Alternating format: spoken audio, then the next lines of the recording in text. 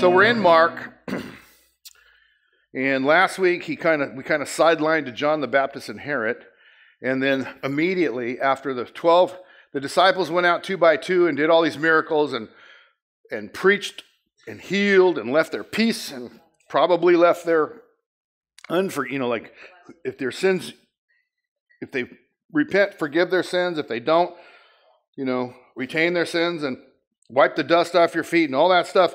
It was a crazy journey onto the story of John the Baptist. And then immediately he says this to them. It's in Mark chapter 6, starting in verse 30.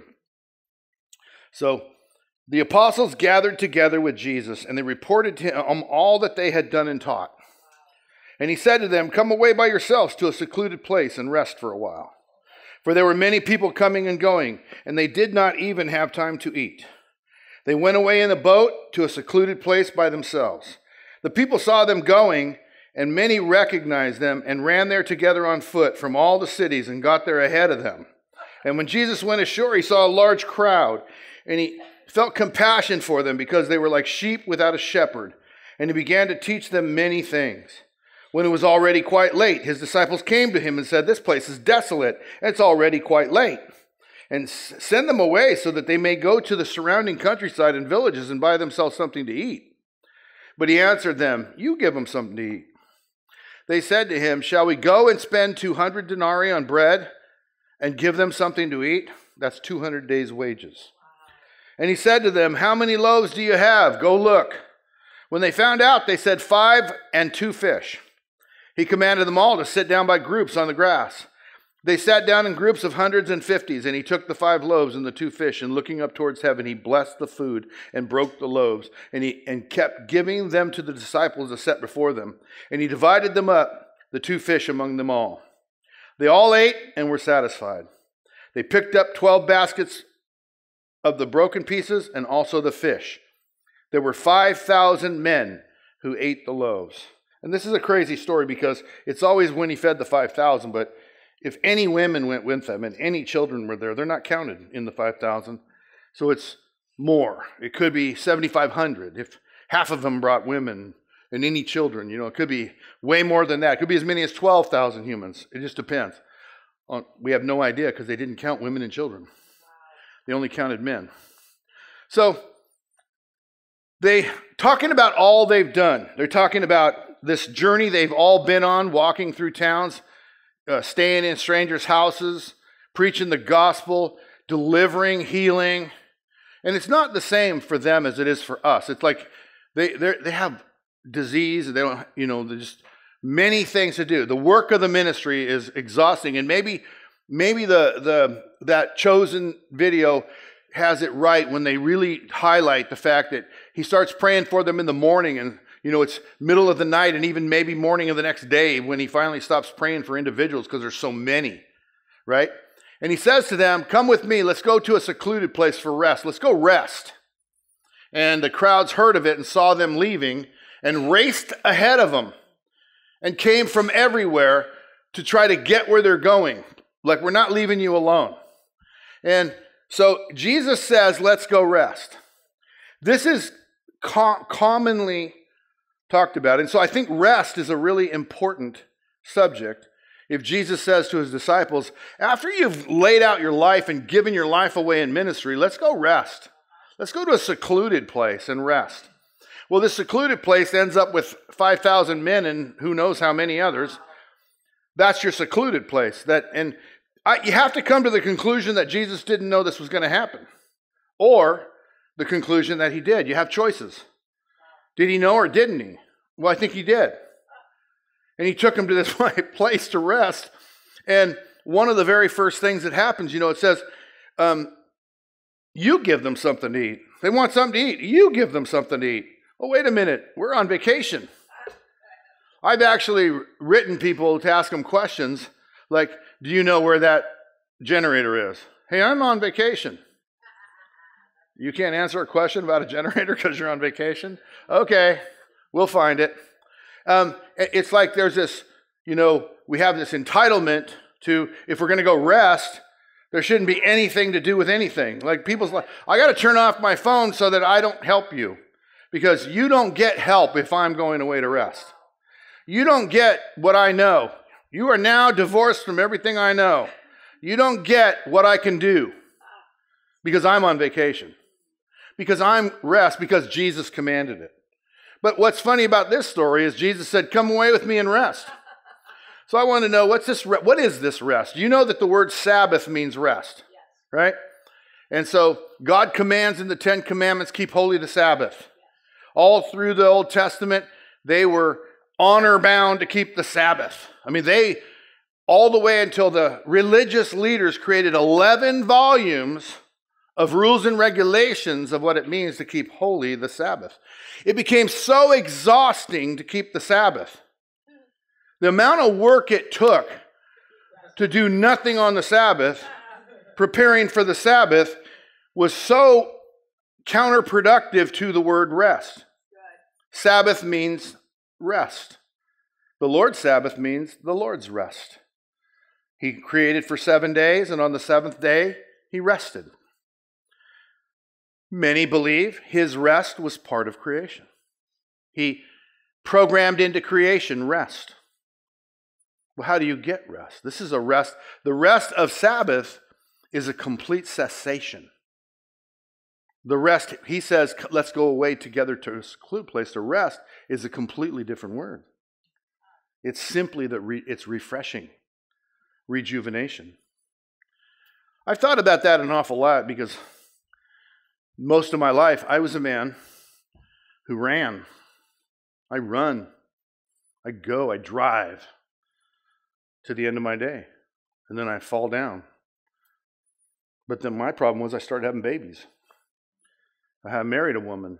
I gave her my life. I didn't get home and find a whole lot of rest. I remember one of my little girls loved to shoot baskets. I pulled in the driveway and she's just waiting for me. And I'm about to die from exhaustion. And she just looks at me. Yeah, you can't, I remember how many times when Nicole was the only one that was old enough and, let's go play. I remember her and I used to go play on monkey bars at the park all the time. It's like, yeah, that's it. So did I rest or didn't I rest? Well, I would come home from playing with Nicole on the monkey bars. Me and her always went to Thrifty's for the 5-cent scoops they used to have. And we'd always go to the monkey bars. And that left Vicky alone with Mark to rest. Be free from babies. Be free from one. If any of you have ever had two and one with any kind of energy or Down syndrome, you would know that me taking the other one is rest. So how do you define rest? People all the time says you work all the time. I think about it and I think what causes refreshment? Now I get the Sabbath, it's cessation. That's not this. That's not what Jesus took him away for, cessation. It's proven by one of the very first things. You have to decide he didn't know the crowd was going to be there. And you have to decide he was ignorant of that. And he got waylaid and surprised by it. And he didn't. I can just tell you, he didn't. He knows the hearts of men. He took them to a place where the crowd would be. And one of the first things that happened at the end of the day, he preaches and teaches them. They come and say they need to eat. You give them something to eat. I thought we were resting. This is resting. Now they had to divide 5,000 men plus whatever, let's call it 7,500 people, into groups of 50 and 100. First off, you ever tried to herd people? You ever tried to give instructions? Almost 100% of people say, I know what I'm doing. They do. It's like, I don't know what to say to that. But I need you to do this and be an example to the others so I can do this easy and not hard. So just dividing that many people into groups of 50 and 100 and getting them to sit on the lawn, just get them to sit on the lawn. We have super comfortable chairs and getting people to just sit in here for 40 minutes a week. It's like, can you imagine the work those guys, they had to go, 12 of them trying to get that many thousands to group up. Right? And they didn't have microphones. Good point. So then he says, what do we have? 2 fish, 5 loaves. And he blesses it, and the baskets never go empty. But it says he gave them to the disciples to serve. The very same people he said, go rest. How does that fit your theology of rest? Remember, the story is about, let's go to a secluded place to rest. Come with me, and they get in a boat, and they end up where thousands of people are. Not by accident, I believe designed. And their rest is to divide people into 50s and 100s, and then take these fish and loaves and pass them out to everybody. I mean, I've worked a banquet here and there. I've worked tables at a restaurant. Vicky's worked many banquets. It's exhausting. And that's only 50 to 100 people, maybe a little more. You imagine the thousands and thousands of people working, feeding them, bringing them their food, spreading it out, passing it out. That's exhausting. But inside of this exhausting is the definition of rest. I don't know a lot of people that are going to agree with me, but I can tell you my experiences. I can tell you my experiences is all of my rest, all of my refreshment comes from labor. Sunday mornings, the most refreshing thing I do. Now, most of my contemporaries, my pastor friends, they call this their workday. I have to tell you something. You'll never hear me call this a workday. There are people in the crowd, maybe there's carpenters, electricians, cabinet makers, insurance salesmen. There are people of all kinds. Today's your day off. You go to church. How could I call it a day of work? Because I go to church. I just simply am one of the members of the church that God has called to be in charge of the lampstand. I don't call this a work day, ever. This is my day off. This is my day of rest. And this is what rejuvenates me. And yet, I can tell you, when I go home, I am physically exhausted. Now, in my younger days, I wasn't. But things change. Now I'm super tired, but I still don't call it work. It's what refreshes me. It's what rejuvenates me. I will be at Lights of Hope every single night unless something happens. Tonight, Vicky might not make it because she's going down to Davis. She was sick and didn't make it. If I get sick, whatever. Last year I tried to pick up my grandkids. I thought I was going to miss. It got rained out, so I still have never missed a night. But I plan to be there every night. At the end of Lights of Hope, I will be really tired. My body will be really tired. But I will tell you, I'm 100% refreshed. I'm charged up. I just preached the gospel to 30,000 people. I just preached to 30,000 people. Forget preaching. I just loved on 30,000 people. 6 weeks of setup, a month of events, another week of cleanup. And everybody's going, you work too hard, you guys. He makes you work too hard. He doesn't make anybody work. He called us to it all together as a unit, and we do it together. The group of us that do it together. Please. And I ask them all the time, tell me when it's too much. And they'll all say, it's a lot. But it's really worth it. It's really worth it. Ask them, ask the team, and they'll tell. I believe they'll tell you, even in private, where I'm not listening, they're not trying to impress me. They'll tell you, no, this is really good. Hey, that parking crew, of all the gruesome jobs out there, that parking crew is the gruesomest job, and it is run beautifully.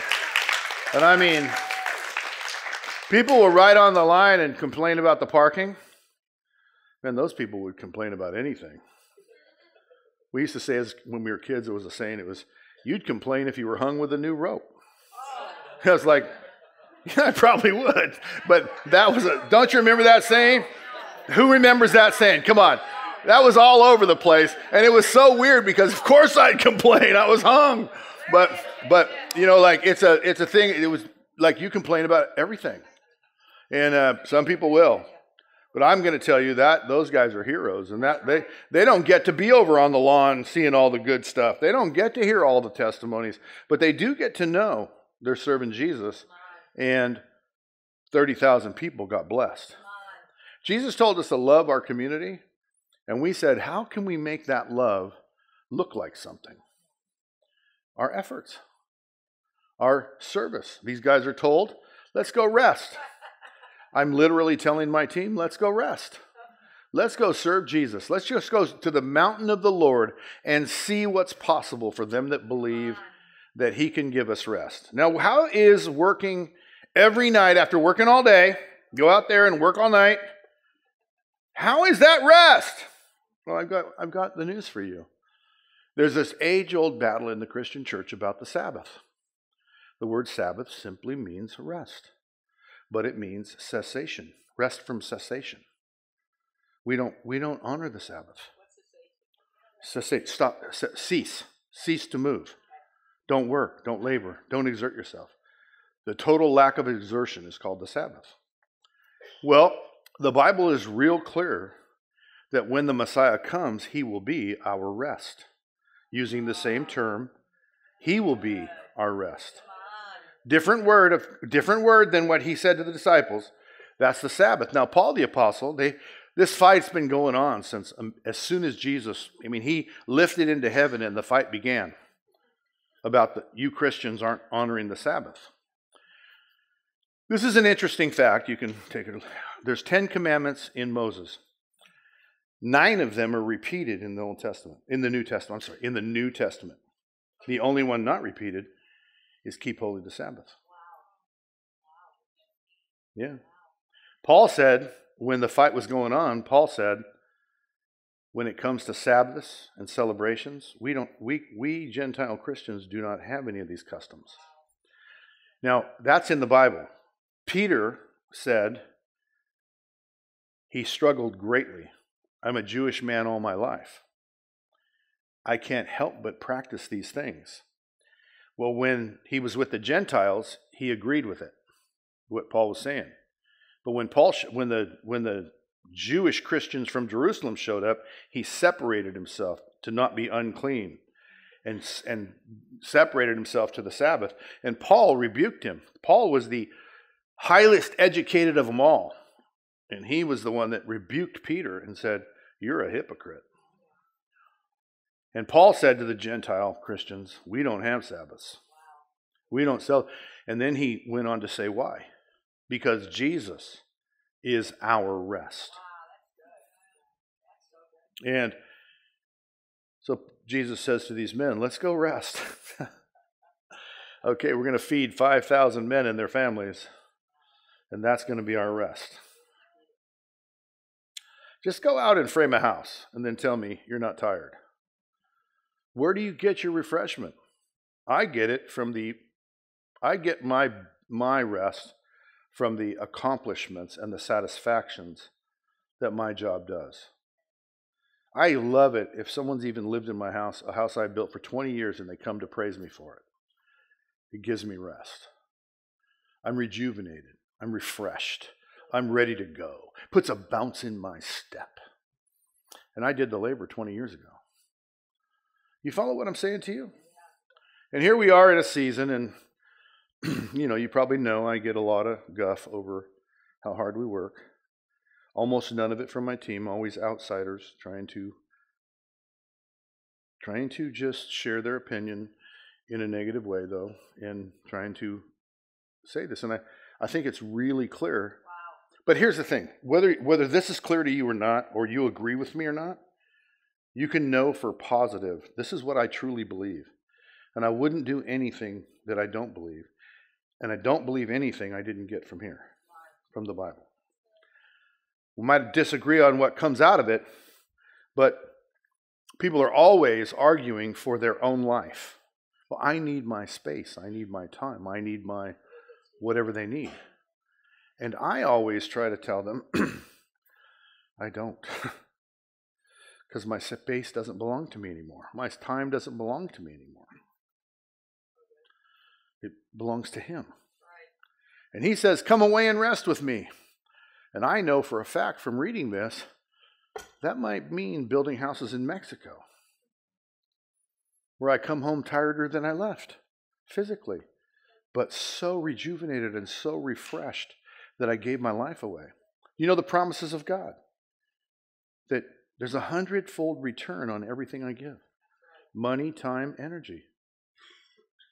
Well, what do I want? Do I want the equal 1-for-1 return that my labors can produce? Or do I want the 100-fold return that my faith can produce?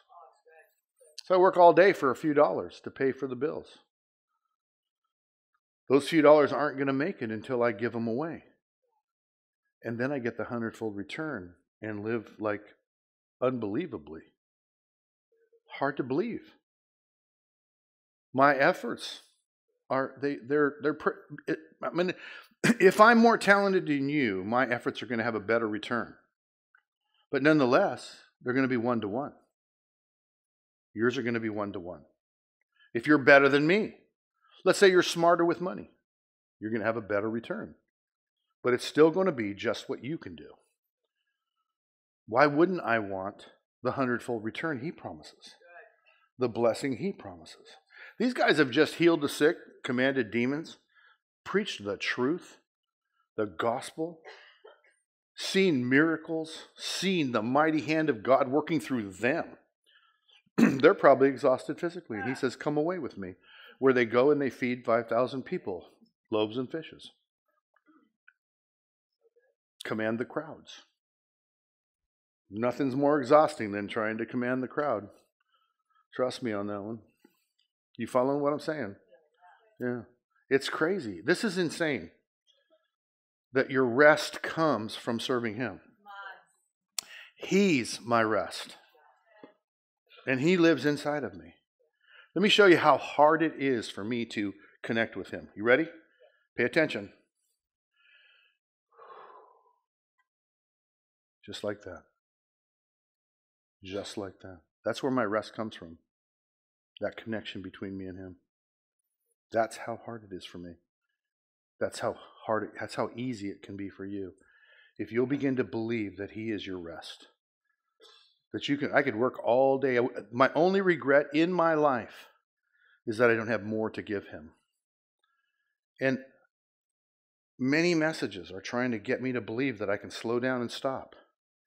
But then how does the gospel get preached to the people I'm preaching to? If I have to have sleep, or I have to have relaxation, if I have to have Sabbath, cessation, ceasing, then how does it get done? If I don't do it, who will? That's one way of looking at it. The other way for me is, someone's going to get my job. I want that job. Someone's going to get my blessing. I want that blessing. There's plenty to go around. They can have it too, but I don't want to lose mine. I want the blessing of God in my life. And the blessing of God in my life is that I'm rejuvenated and refreshed by serving him. That's the blessing of God in my life. It's the miracle. Many miracles, like all things work together for good for those who love him and are called according to his purpose. That's a real blessing. To have everything look like it's going to hell in a handbasket, and it works out better, and you're just like, how did my house burning down work out better? How can I actually say it's the greatest blessing that ever happened to me in my life? My house burned down. Because all things work together for good for those who love him. I've seen the return. And the building of the house is exhausting. I'm 62 years old at the time, up in the tall rafters where I swore I would never be again. And there I was with the truss shaking up, 25 feet off the floor, and the floor was 11 feet off the ground. Like, I swore I'd never be here. This is exhausting. Be intense. But at the end of the day, where does my refreshment come? From serving him, from blessing him. And I was ministering to men all day, every day, building that house. Do you follow what I'm trying to tell you? Yeah, go lay down. Go sit down in a chair. Let me do the work. Because I want to.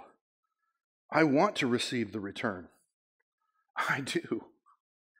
And the fact that I can connect with him anywhere, anytime, any day is the greatest return of all for me. Can you imagine you got to be one of the 12 that were there that day? Well, you couldn't be one of the 12 if you didn't go with him. You couldn't be one of the 12 if you didn't pick up the basket and start serving. You didn't get to be one of the people who received the blessing from God unless you went out and did it.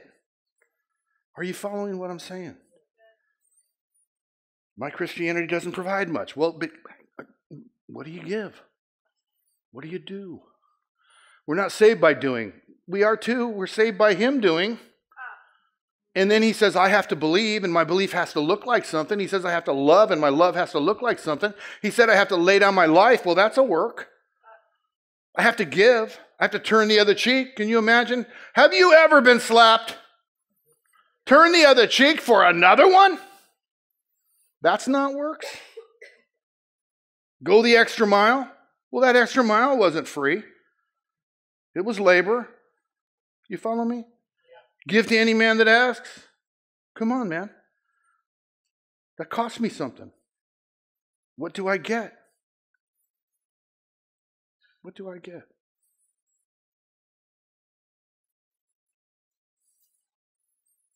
I get the hundredfold return. And I don't really want money or houses or things. I want him. How can I know more of him? He's my rest. If I let him be my rest, I am rejuvenated. I'm asked all the time, how do you do this? I let him be my rest. How do you know this? I let him be my knowledge. How do you make these decisions so right? I let him be my wisdom. He is my peace who's broken down every wall. How do you get around these obstacles, over these obstacles? I let him lead me and guide me. Tell me when it's time to sit down and when it's time to get up. Can you imagine? Let's go rest. Now feed 5,000. Was he confused? I don't think so. I think he knew just what he was doing. They did rest. He wasn't lying.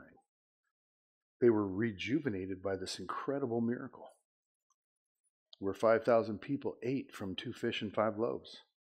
And you see, it's all about provision. And most of us, our greatest struggle with doing or giving anything is our fear of not being provided for. And this story is about provision. He provided for those people, but he also provided for those 12 men who did all the work. It's about provision. Do you trust him for your provision? Later on, he chastises them. You were there when I fed them. How could you still be talking about where are we going to get bread? How could you still be talking about I'm tired and how am I going to have my life? I told you if you lay down your life, you'll have abundant life. If you don't lay down your life, you'll lose your soul too. It's just Jesus and what he says. I pray you're hearing me. People who've surrendered to Jesus are all writing all over Facebook how wonderful their life is. People who haven't surrendered to Jesus but tried to get Jesus to surrender to them, they don't. They're in burden all the time. People who've put themselves in the custody of Jesus are writing all over Facebook how wonderful it is. People who've tried to take Jesus into their custody are not writing that. People who are trying to make their own life their rest are not ever rested. They're never satisfied. People who make Jesus their rest are always satisfied. Whether I'm sitting with my feet up or I'm working 25 hours in a day, Jesus is my rest. How do I do it? I have no idea. He does, and he makes it up. He causes it to happen. How could people work the way they do, setting up a Lights of Hope for 6 weeks? It's a lot. People, it's a lot. And I'll tell you, it's a lot. You want to change it? Oh, no. Wouldn't trade it for anything. Their greatest memories and their children's greatest memories will be their time setting that up, running that thing. I remember when we got to love the city of Oroville and beyond with a great effort and a great movement. In this story, we see this is probably the plan of God for our lives. It's where we get our rest. It's where we find our connection with God. Thank you so much for watching this video. We really appreciate it. And please make sure that you subscribe to our channel so you don't miss out on any of our videos or our live stream. You can also support the Father's House financially by clicking the Give button. Thank you so much for watching, and we hope to see you again soon.